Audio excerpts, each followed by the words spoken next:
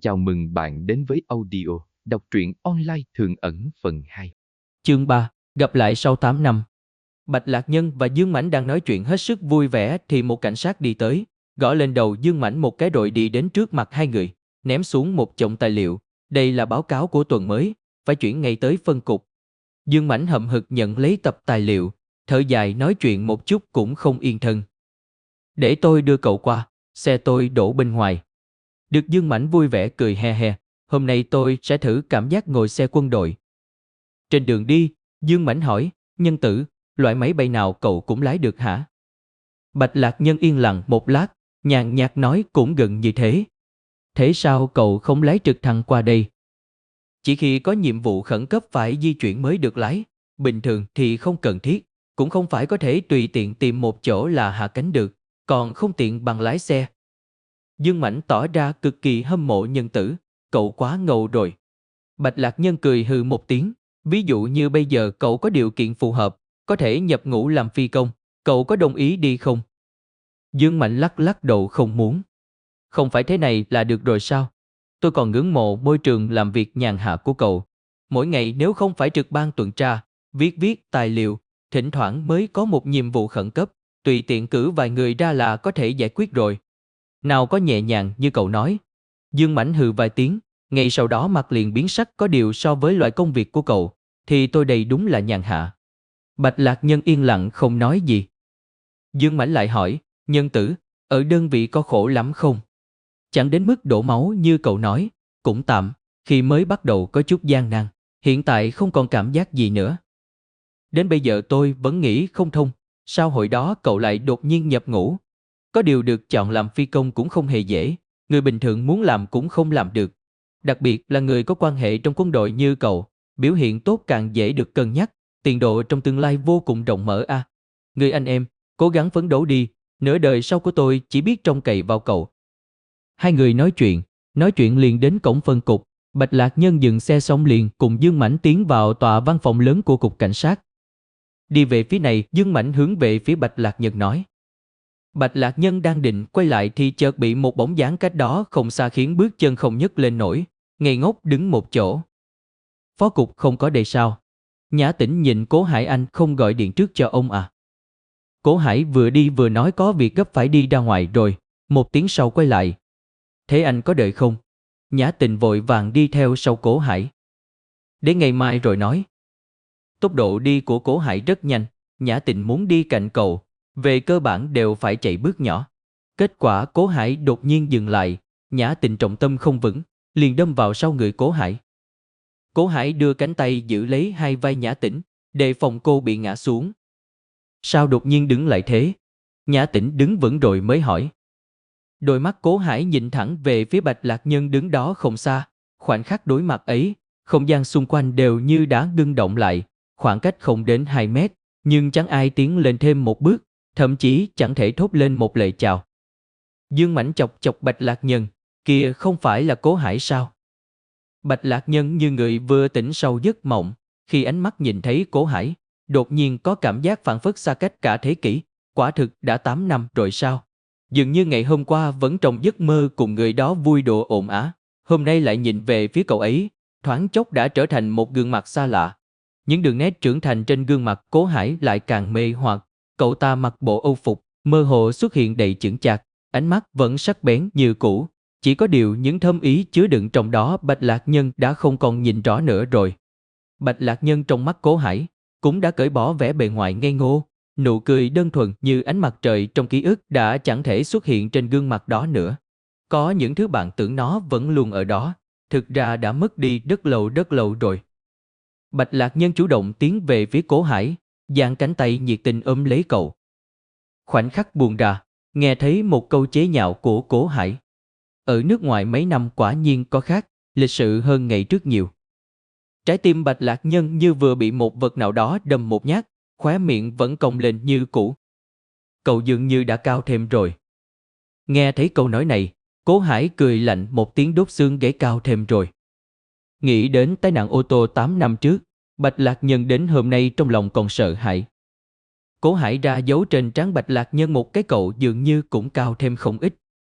Có vẻ như hợp với khí hậu nước ngoài. Dương Mãnh đứng bên cạnh nghe đến mức hồ đồ. Hai người này nói hưu nói vượng gì vậy? Nhã Tĩnh nhìn Bạch Lạc Nhân rất lâu, càng nhìn càng thấy quen, càng nhìn càng thấy quen. Đột nhiên nhớ ra, hưng phấn kéo tay Cố Hải cậu ấy không phải là người trên máy tính của cậu. Là anh trai tôi.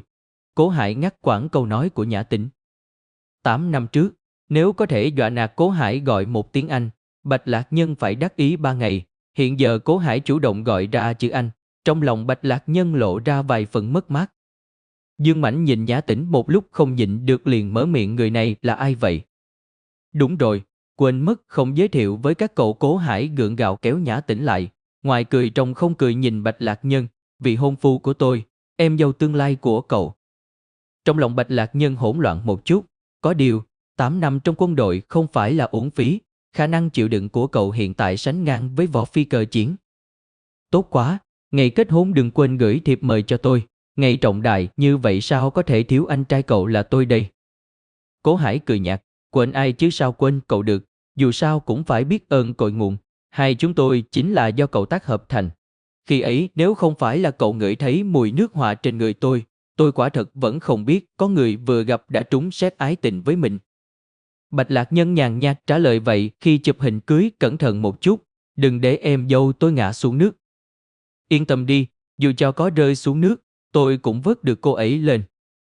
Hai người trừng mắt nhìn nhau, ai cũng có thể nhìn ra, những tình cảm thực sự trong lòng đối phương tuyệt nhiên không phải là thứ tình bạn hữu hảo mà họ đang tỏ ra ngoài mặt.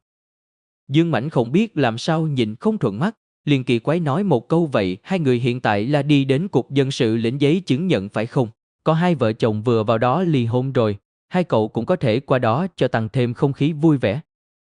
Cố Hải tỉnh rồi lườm Dương Mãnh, đây là trận chiến trên không rồi, cậu có gia nhập cũng vô dụng. Dương Mãnh mới đầu nghe không hiểu, sau đó ngẩng đầu nhìn Cố Hải, lại nhìn thấy ánh mắt cậu ta nhìn mình, trong thoáng chốc liền hiểu ra vấn đề, mẹ nó, trên cao, trên cao. Cậu thì sao? Hiện tại vẫn độc thân. Cố Hải lại hỏi. Bạch Lạc Nhân thẳng thắn thừa nhận đúng thế. Không ai thèm sao? Bạch Lạc Nhân còn chưa nói gì, Dương Mãnh đã mở miệng, nhân tử của chúng tôi làm sao lại không ai thèm? Cậu ấy hiện tại đang là thủ. Bạch Lạc Nhân dùng lực nhéo mạnh cánh tay Dương Mãnh, khiến cho chữ cuối của Dương Mãnh bị nuốt mất. Mãnh tử, sao cậu vẫn lại đây hả? Một đồng nghiệp trước đây của Dương Mãnh được điều đến phân cục này làm việc vừa thấy Dương Mãnh liền vui mừng gọi một tiếng, không lý do kéo Dương Mãnh đi, hi hi ha ha náo một bên. Cho hỏi ngài hiện tại là thủ gì à? Cố Hải truy hỏi. Bạch Lạc Nhân ngừng lại một lát rồi nói thủ tịch, quản lý chấp hành cấp cao. Oa, Nhã Tĩnh ở một bên cảm thán, trẻ như vậy mà làm quản lý cấp cao ở một công ty nước ngoài. Bạch Lạc Nhân mặt dậy cười một tiếng lại hướng Cố Hải hỏi, cậu thì sao, hiện tại như thế nào? Tiện nhân bất tài, chỉ là tổng giám đốc của một công ty nhỏ. Bạch Lạc Nhân từ trước tới nay chưa từng nhìn thấy vẻ khiêm tốn như vậy trên mặt Cố Hải, tuy có chút giả tạo, có điều từ một người tính ngay thẳng như vậy lại có thể nói lời giả tạo, cũng đã khiến Bạch Lạc Nhân hết sức ngạc nhiên rồi. Dương Mãnh ở xa gọi một tiếng, nhân tử, có đi hay không đây?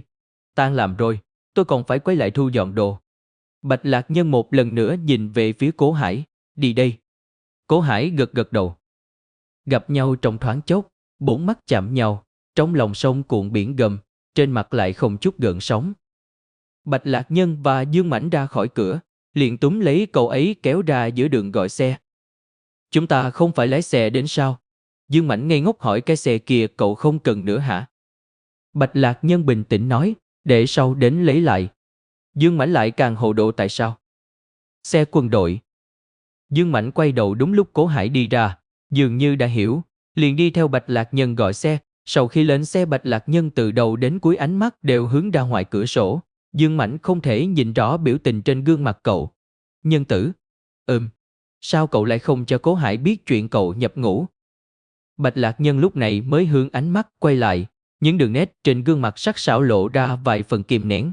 Dù cho cậu có nỗ lực thế nào để che giấu, Dương Mãnh vẫn cảm giác được tâm tình của cậu trước sau khác nhau một trời một vực. Cậu là sợ cậu ấy đến tìm sao? Không phải, cậu đừng hỏi nữa, sau này có cơ hội tôi sẽ nói cho cậu. Cố Hải sau khi lên xe, chậm chậm khởi động máy, ngón tay nhịp nhịp trên vô lăng. Mắt nheo lại nhìn vào một khoảng không nào đó trong xe, cuối cùng không nói được một lời. Cố tổng, vừa rồi anh nói cái gì mà, vị hôn phu, rốt cuộc là có chuyện gì?